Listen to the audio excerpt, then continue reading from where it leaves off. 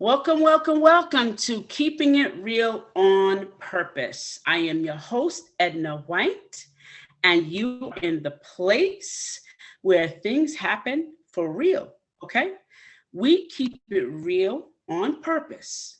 We tell you the things that you need to hear and talk about that you normally would not ask.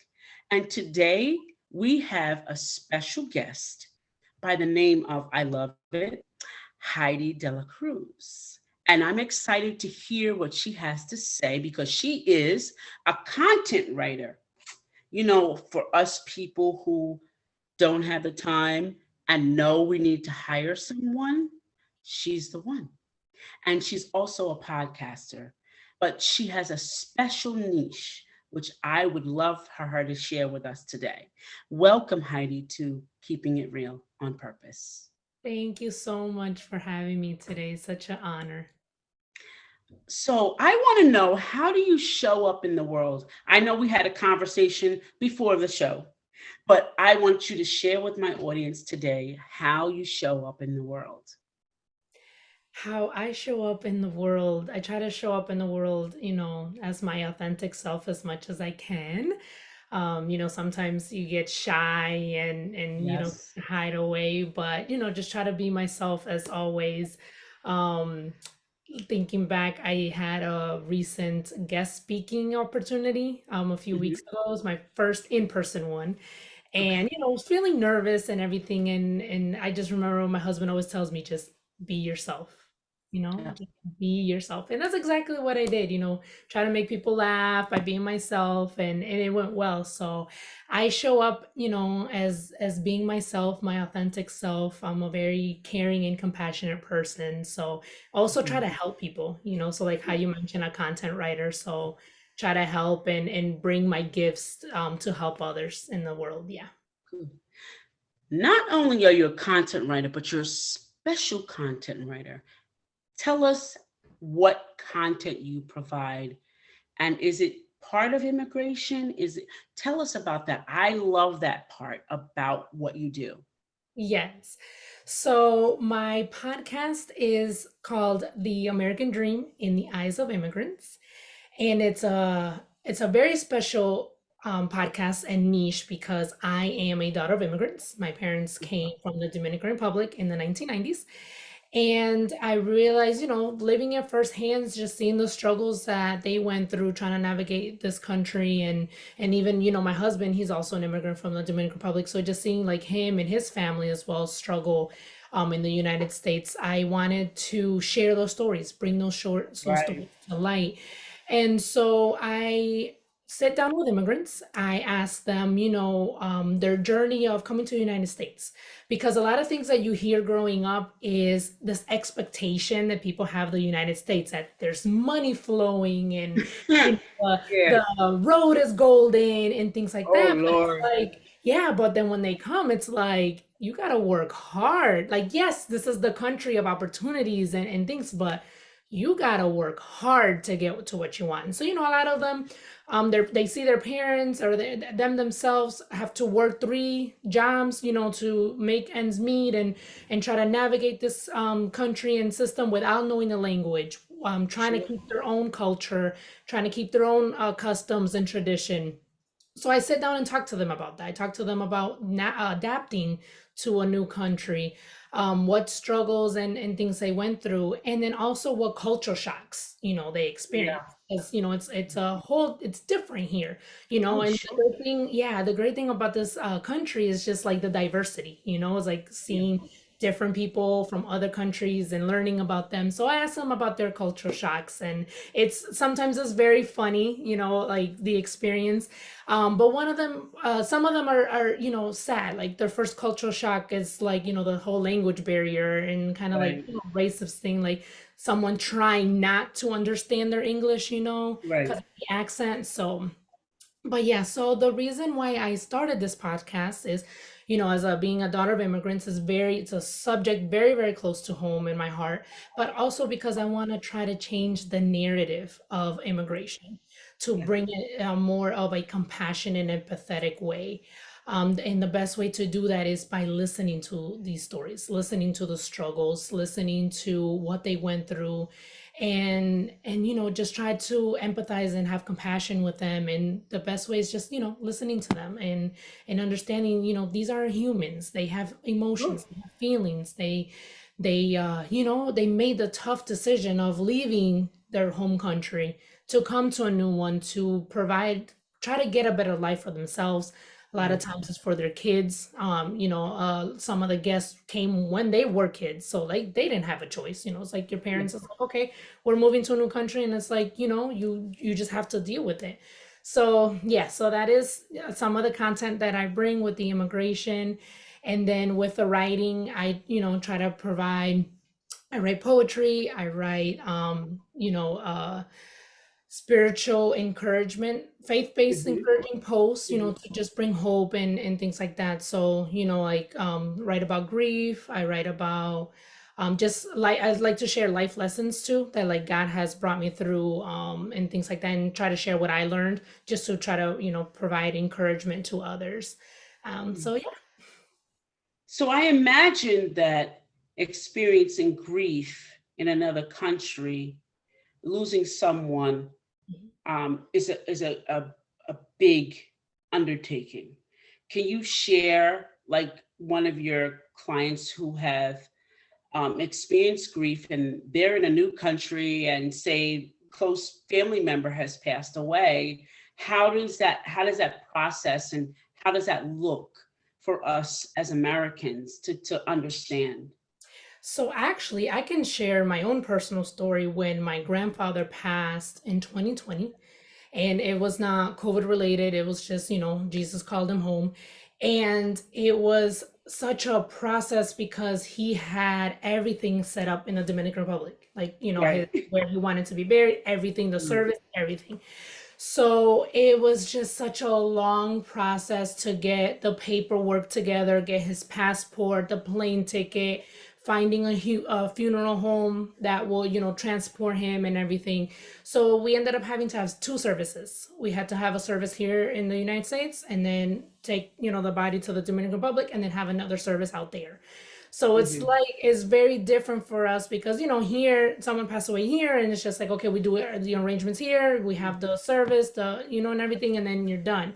But for us it was like having to go through that process twice, you know Twice, yeah. yeah, and then and it's just a long process because of the whole paperwork. Right. So here, let's say for example, someone passes and like we'll do the funeral and the service within like a week or two, right? For us, it was Mhm. it was a month. We were dealing with this for over a month, trying to get everything together, trying to get my grandfather to the Dominican Republic. So it was very, very hard. And the same thing happened when my mother-in-law passed away last year in 2021. Same thing. She had all of her arrangements in the Dominican Republic because she wanted to be buried next to her father. So, Right. my husband and his siblings granting her wishes, it was the same thing. The paperwork, and then for them, they had to go to Chicago because my mother-in-law passed away in Wow. Michigan. So they had to go to Chicago to get some paperwork from the consulate of the Dominican Republic in Chicago. So it was just another ordeal just trying to get everything together. And then her Mhm. process again was like a little over a month as well, just to do two services, transfer her to the Dominican Republic, do the service there, the burial. It was, yeah. So it's a lot.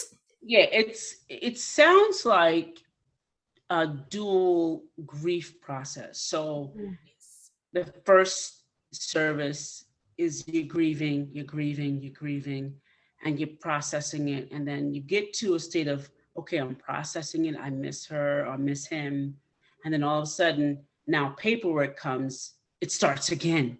It's Mm-hmm. like, oh my God, like now I got to do this all over again. Up. And it's almost be able to muster more strength to grieve again in the in the origin of the culture.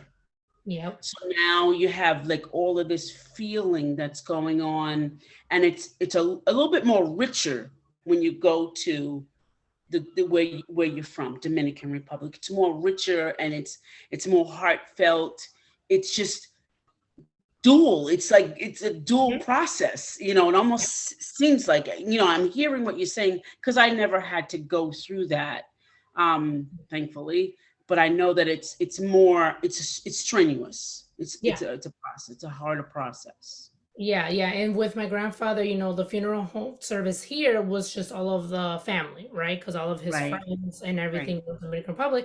But then having the service over there, it was very touching to hear coworkers tell their story, Right. Yeah. working with him, friends and things like that. And it was like, wow, like my grandfather was such a loyal, strong, honest man, you Yeah. know. And it was just nice, Learning things about them. yeah. Learning It's things again, that you and it's didn't know different you being in did. the country, with Yeah. people who worked with him and been with him like years prior. So yeah, Yeah. it's definitely completely different Very in touching. here. Very Yeah. touching. Did it enrich your life to hear those things? Did it like Yes. add to the legacy of your family? It definitely did because, I always have, no, it's very big in our culture for respect for elders. Right. Very. Mhm. And it just made me honor him and respect him even more. Gotcha. Not to talk bad about Dominicans or the cultures, but a lot of them are, dishonest when it comes to money, Mhm, and mhm. try to like scam people and this and that. But my grandfather was not like that at all. If Yeah. he owed you $21.33, you will get $21.33. Even if you try to tell him like, no, no, no, keep the change. No, no, no. He's like, I owe you 21.33. That's how much you're gonna get. So he was that type of man. Yeah. And so yeah, so hearing that and those stories, it's just like, wow, like it made me obviously like, respect him more, honor him more. And it was just like proud to be, his granddaughter. And did that embed more of honesty into you? Yes, it definitely did. I've always, integrity and honesty, is just very big. And I am really, really big on keeping my word. A lot of people say they're going to do something, and sometimes, life happens or a slip up, but I am very intentional if I say I'm going to do something Me to too. do it. Yeah. And if I can't do it, I I'll will let you call know. you and say Yes. I can't do it, Yeah. and this is what happened, and make sure that we're good on terms. So I Yeah. will say that, yeah, integrity is important, and I think that's what's missing in a lot of what we experience here in America. Integrity is just like not the thing, and that's why I enjoy cultures. I enjoy, I found out my roots. I did a DNA thing, and I found out my roots. I found out my father came here when he was 2 on the boat, so I was really excited about that, and found out that my grandmother was from Haiti and my grandfather was from Sierra Leone.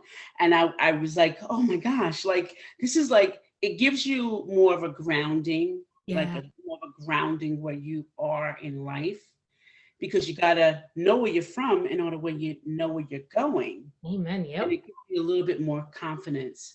Tell us about your content writing as far as who you service.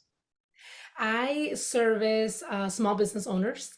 Try to write, blog posts for them. I recently heard that blogging is dead, and I just want to say no, it's not, because Yeah. people are always going to Google. I mean, for example, when I Blogging's wanted to not start my dead. podcast, I Googled how to start a podcast, and Yeah. what came up? Articles. Who writes those articles? Me. Bloggers. Right, it's people like me, right? So Yeah. blogging is not dead. So here's where I come in for a small business owner. You focus on your business, on running, your whatever you focus on running your business. I will focus on writing the content for you to Ooh. bring traffic into your website, which can then bring you sales, clients, things like that. So that is who I service with my writing. So small business, no matter what type of small business it is, you get with them and say, what do you want? What do you need? And provide the consistency that they need. When I hired my VA, I know that I needed to have you to cover all my social media, and I focus on the bigger things. And Mhm. I'm going to say this, audience, it's important to invest in your business. Yes. This is whom you need to, Heidi is the one you need to invest in. You know, hire her to provide the content that you need for your business, especially if you don't know what content you need. You know, I believe that Heidi can actually speak your voice because everyone has a voice. The way I speak is maybe not be the way you speak, Mhm. but Heidi can pick it. I believe Heidi can pick it up and say, "Oh, I know that you say wonderful. I know that you said absolutely," and she knows how to blend that into the marketing for whatever that you do, whether it be a blog post or it be a newsletter, Mhm. Yep. um, whether it be a content just for posting on Facebook or Instagram, whatever it is that you have, invest in your business and don't work in your business as much. You need to work on it. She's the one that works in your business. She's the one that does all the in work so you can work on your business and make it grow, right? Yeah. Exactly. Yeah. All right. So tell us about your book. Now, I love talking to authors because I promote authors all the time. I'm a 25 public 25. I don't know what to say about it, but I've written books, and it's 25 of them, three of which is published by publishing companies that sought me out, and I'm getting paid to do curate. So I'm excited to hear about your work. Like, what That is it? is amazing. First of all, that is amazing. 25 books, awesome. Because since I just had my first one, I know how hard it is to write these books and Yes. get them published. So my poetry book is called Words from the Heart, Okay. and it is pretty much my story of the things that I went through in my early 20s. So it Mhm. was the toxic relationship that I was in with my daughter's father. Okay. It is about also the things I went through with my mom, as she was bipolar, and we didn't know that she was bipolar Right. until about a year and a half before she passed. Oh, So wow. yeah, so once she got diagnosed with the bipolar disorder, it was like, okay, everything clicked because I have a bachelor's degree in psychology. So it was like I Hmm. had studied a little bit of the bipolar. And so I was like, okay, everything clicks. Her highs, her lows, the Yeah. alcoholism, everything, it made sense. And Right. so the book takes you through the trials. So, the dark period in my life. And then it takes you through like the healing, a little bit of the healing journey that I went through, after I decided to get closer to God. I decided to do therapy to deal with just all my traumas. And then I have a small chapter on motherhood, which is where I write the story, the poetries about my mom, and then how I want to be the mother of my kids differently, with my daughter Right. and Okay. son. And then at the end is the rainbow, because after every storm, there is a rainbow. So, Yeah. um, the hope with this book is that I hope it brings encouragement, inspiration, and hope to those who may be going through a dark period in their time, or maybe going through in a tough situation or in a toxic relationship, to kind of let you know that you don't deserve this. You deserve better. You deserve love and things like that. And then kind of just like showing like, me too, like I've been there, and Mhm. since I got through it, I can be that helping hand with my words that can help you get through it too. And I the feedback that I've received from this book thus far has brought tears to my eyes. Mhm. Because people have just told me that like they feel the emotions. They Mhm. feel what I was, what I wrote. Like it's like they're going through it with me, like they're taking their journey with me. And it was like, my God, yes, this is exactly what I wanted it to be. I wanted people to really feel and get what I went through, just so we can connect and have that connection with each other, right? Right. I also I just wrote one brief poem, about my miscarriage. And then after I had my miscarriage, I realized it's very common for women, like, 1 in 4 women have a miscarriage, and it's not spoken about a lot, or Right. often. So it was just like I want people to know like these are my struggles that I went through and I'm here for you. And Hmm. now that I'm on the other side of it and can talk about it and share my story, I realized the purpose in my pain, is to share and connect with others and try to help as much as I can with these words. Sure. Yeah, that's powerful. That's really powerful. So I'm going to say to you, there's 33 ways, and some gentleman told me this. I don't tell everybody this just because I'm so excited about it. 33 ways to make money in your business. And I'm hoping that your poetry becomes a greeting card. And Oh. I see it at a airport one day, and I woke up and I said, "Oh, De La Cruz. Let me grab that." So I'm hoping that you blend this into a greeting card, Mm. especially for loss. I Oh, hear loss for you. As a loss expert, all of us have felt loss. yeah. We felt loss in different ways, but you know, talking about women losing or having miscarriages and abortions that they had to decide. We don't grieve that part. Mm-mm. And that's important. What you just said to me, grieving a loss of a child, whether it was a choice you had to make or not a choice, is Mm-hmm. important for women. Can you talk about your loss and how you process that and thus the poem Yeah, itself? yeah. So I was trying to get pregnant, right? So it wasn't a surprise. So me and my husband had planned it. We were, trying, and when I finally got that positive pregnancy sign, it was like finally, like we've been trying, we got it. Right. Okay. And I was just very excited to share with the news because it was also in during the period where we had lost my grandfather. So it was like, okay, Mhm. we're all grieving the loss of my grandfather. Let me bring this good news that there's a new baby Mhm. coming on the way, For the right? family. Right, right. My husband told me to wait. And it's like, but I don't want to wait. I want to Yeah. share the good news now, right? So we told my family. They were super excited.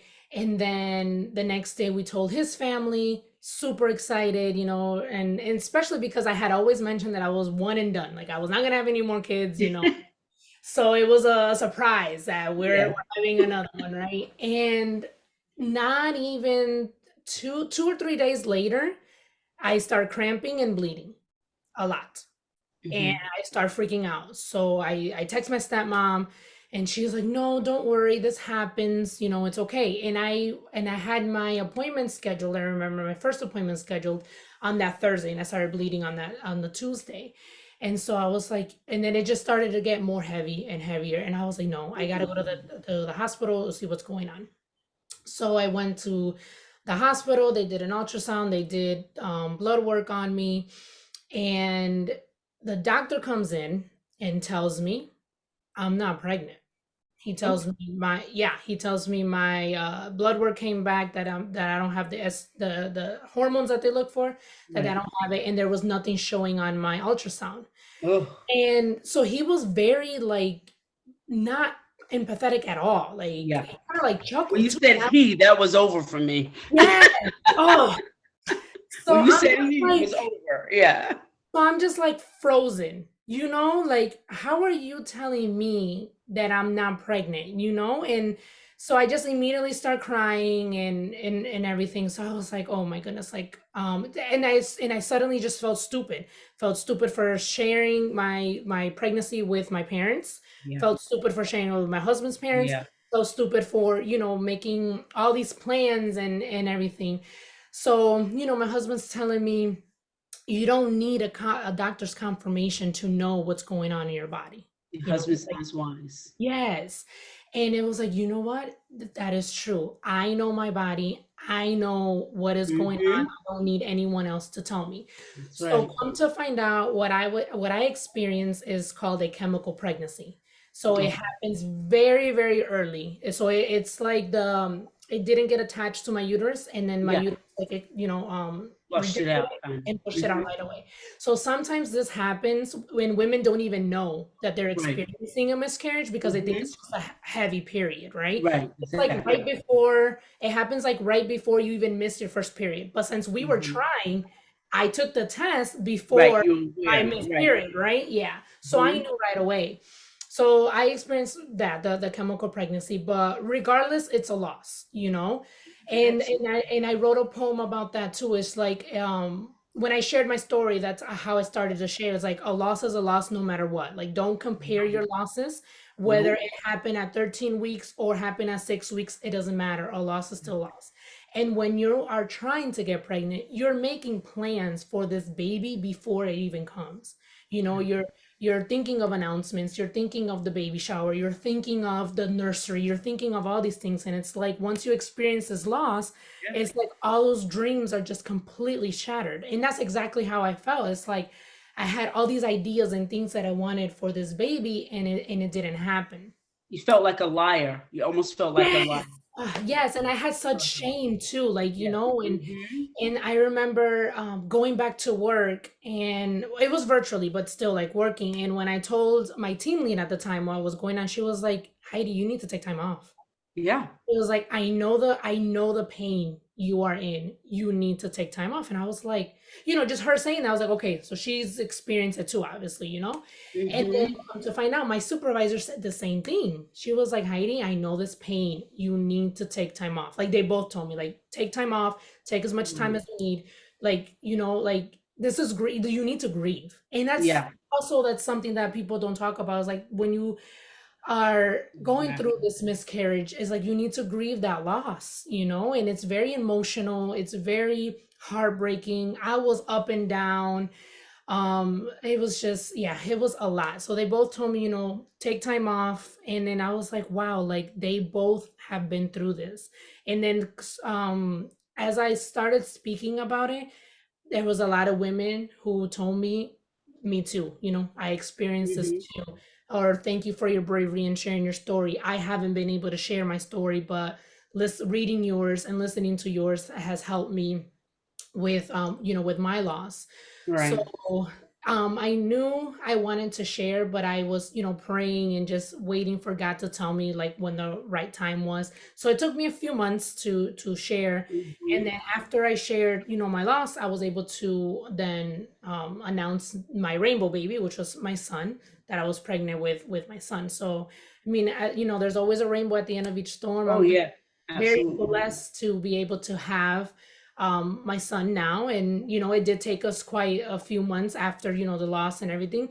And even that, even trying again after having a loss, like that was very emotional too, because like it's like, okay, I'm pregnant, but it's like, what if it happens again, you know Right. being everything like The worry, and the yes. confusion, all of that. Yeah. Yeah, even throughout the whole pregnancy, like, because anything can happen at any time in a Yeah. pregnancy. I've met women who have lost at 20 weeks or 26 weeks, so it can happen at any time. So even after the loss, being pregnant, it was still worrisome. And I wrote about that too, to share my experiences. Like, yes, I'm very grateful, but I'm also scared. I'm also scared that this Yeah. baby's not going to make it to term, but thank God he's here. He is healthy, and but it's just now a part of my story. No Great one can addition. take it Yeah. away from Great me. addition to the family. Yes, great addition to the family. After we had those two hard losses with my grandfather and my mother-in-law, and but yes, it's my story. It's part of me, and now I can share it to help others. That's great. So you audience know that this is a great content right now. What she just said is so powerful that you gotta hire her. You just gotta hire her. Hire her. There's nothing, there's no consideration, no thought. This is the one. Okay.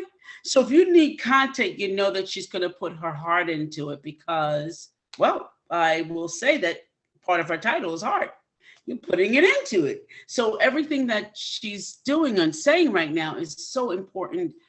You want somebody who's authentic. You want somebody who's feeling and compassionate and empathetic. So if you want a greeting card created, there you go, right there.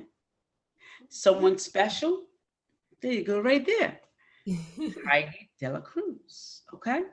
So, Heidi, this has been a great conversation. How does my audience find you? Yes, they can find me on Instagram is where I mostly hang out at. My handle is Instagram. Another Instagrammer. Okay. Yeah, I have a love-hate relationship with Instagram, but I just can't get away from it for some Okay. reason.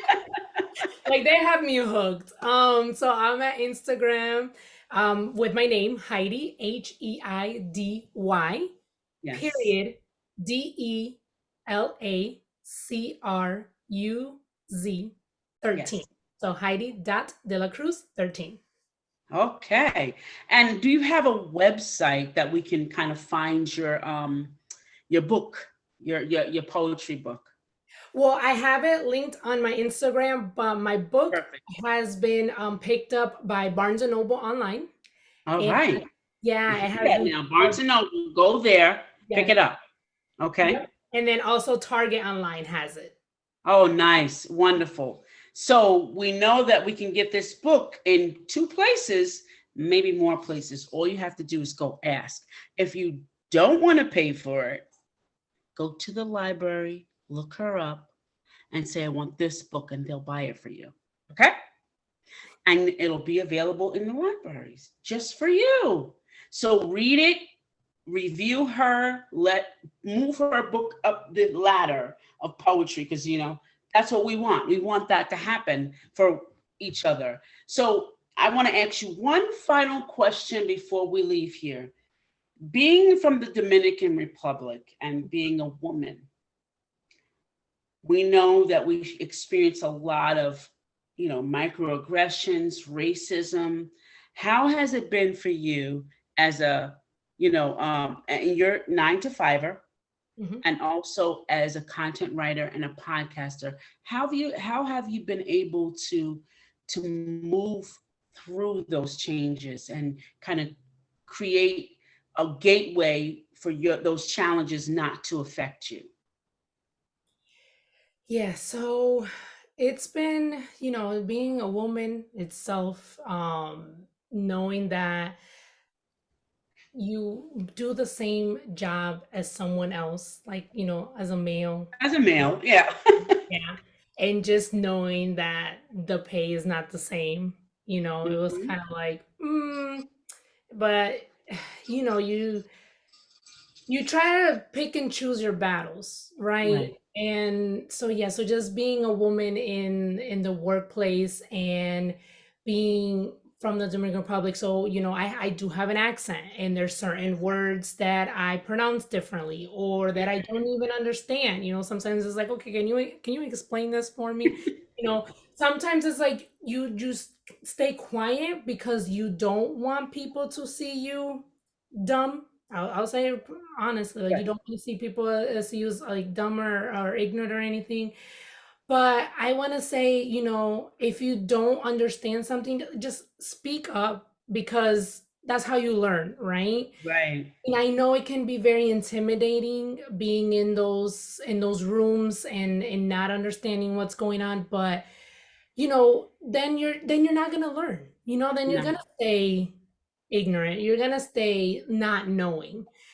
So I've had to learn myself. It's like, okay, I have to speak up. I have to ask questions. It's like, okay, Right. what is it? Like even in our pre-recording talk, there was a word that I didn't understand, and you explained it to me, and now I know. Now I learned.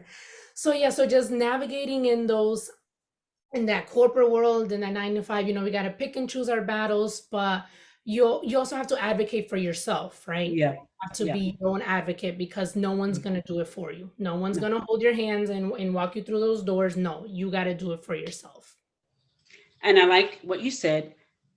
Speak up, and you have to fight those battles, because in my own career, just speaking up and saying, hey, that's not appropriate. Hmm. Speaking up for yourself, and this is why it's not appropriate. Not just saying it's not appropriate, saying this is why it's not appropriate, Yeah. and teaching people how to treat you Yep. is important. And Heidi, let me tell you, this has been a great experience, and um, my audience is going to love everything you said. But more than that, I want my audience to go to where you are and really reach out to you and get the services they need. All of my, Latin Americans, all of them, go right over here, to Heidi, over here, get the help. Yes, she's not on Long Island, but I'm pretty sure she can give you information to help you all around. Yes. So I'm keeping that open, and we're going to keep sharing her information. And I am so glad that you were here with us today. And I'm excited to see who calls you. I want you to call me to tell me who calls. Will And do. this is a really great time that I've had with you to have a conversation with you on keeping it real on purpose. And I'm glad that we kept it real. Thank you, audience, for being here today. And we're going to say goodbye for now, but we will see each other. I'm pretty sure me and Heidi will see each other real soon. Thanks for being here. And you could have been anywhere else, but you're here with us today. Thank you so much. And we're going to say goodbye. Edna White, your host, and Heidy De La Cruz, my guest, saying goodbye. Bye. Thank you.